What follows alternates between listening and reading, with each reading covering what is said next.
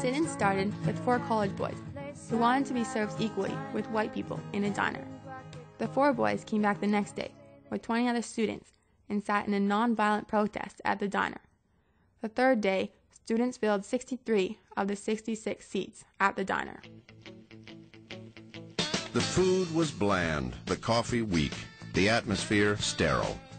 But the stools in this lunch counter are more treasured and more symbolic than any seat in a 5-star restaurant. What was served up at this very counter was the sweet and satisfying taste of freedom. This was the main stage of one of the greatest dramas of the 1960s, the so-called sit-in civil rights protest. The Greensboro Four, they would soon be called: David Richmond, Franklin McCain, Ezell Blair, and Joseph McNeil. The defiance and pride visible on their faces would be severely tested in the months ahead. Every day, the Greensboro Four and a growing number of black and white supporters returned to the lunch counter. Taking shifts, they occupied the counter stools all day, enduring insults and threats from hostile bystanders.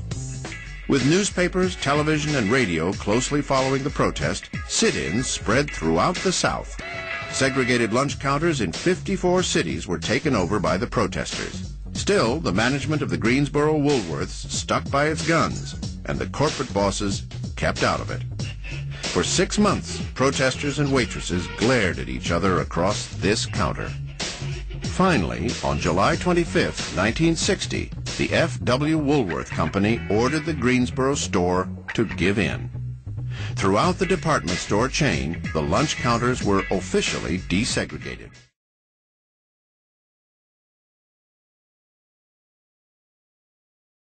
The Freedom Rides were to promote black equality. They started with 7 black people and 6 white people taking buses down to the South. When they stopped, they used white-only facilities. In retaliation, the racists smashed the bus windows and tires and threw a firebomb into the immobilized bus. The riders were also beaten with clubs, baseball bats, and bicycle chains, causing stitches and permanent brain damage. Lots of violence and hate shall turn us from our foe. No Jim Crow law nor police state can stop this freebound soul. 3,000 students bound in jails to lift their heads and sing. Travel on to freedom like songbirds on the wing. Heed the call, Americans all, side by equal. Those of us who are on the Freedom Ride, we will continue the Freedom Ride. I'm not sure that I'll be able to, but we're going on to New Orleans, no matter what happens. We're dedicated to this. We'll take hitting, we'll take beating. We're willing to accept death. But we're going to keep coming until we can ride from anywhere in the South to any place else in the South without anybody making any comments, just as American citizens.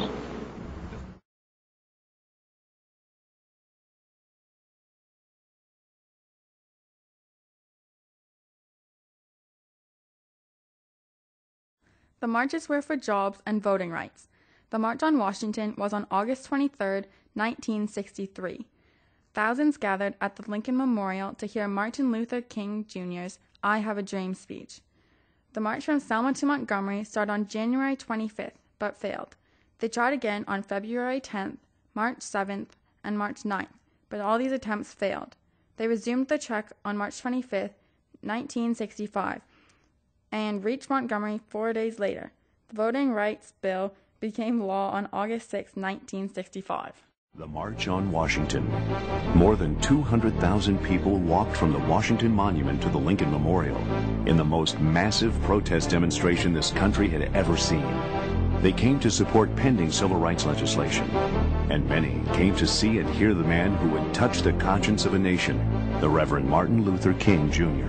I have a dream that one day this nation will rise up and live out the true meaning of its creed. We hold these truths to be self-evident, that all men are created equal.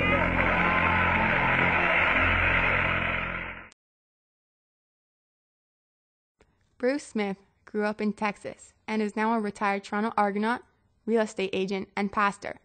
We asked him about his story, and this is what he said. It was in 1966 when we first started to boycott, because at that time we had to eat at the back of restaurants. We had to ride on the back of the bus. We weren't allowed to go into the same movies as white people. So everything was segregated. Even the Dairy Queen, we had to go to a back window. We couldn't go to the front window and order our ice cream. Yeah, we began to demonstrate in 1966. We would march in front of restaurants. We would march in whole protest marches in front of restaurants and different places that were segregated. And also the other thing too, the schools were segregated. Like I went to an all-black school, played on an all-black football team, and we weren't allowed to play against the white schools. Everything was completely segregated. But when I was younger, we used to get chased a lot by white people, and they would chase us. We weren't allowed to go through certain neighborhoods. If we went through those neighborhoods, we would usually get chased around by by people in cars and stuff like that. We had to go in a separate door. We had to sit in a separate place. Like it wasn't like you couldn't associate with white people. A lot of times, even if you saw white people on a sidewalk, you'd have to get off the sidewalk and let them pass by. There was this notion that white people were better, that white people were smarter. They had all kind of excuses, but it was just ignorance and fear, in my opinion. Well, basically, when we began to boycott, it didn't take long when the people, when we started to do that, it took a while, but they began to accept us. It took a few years, of course, and they started to let us into different restaurants and different places. But believe it or not, they've got places today that still where black people still can't go, even today.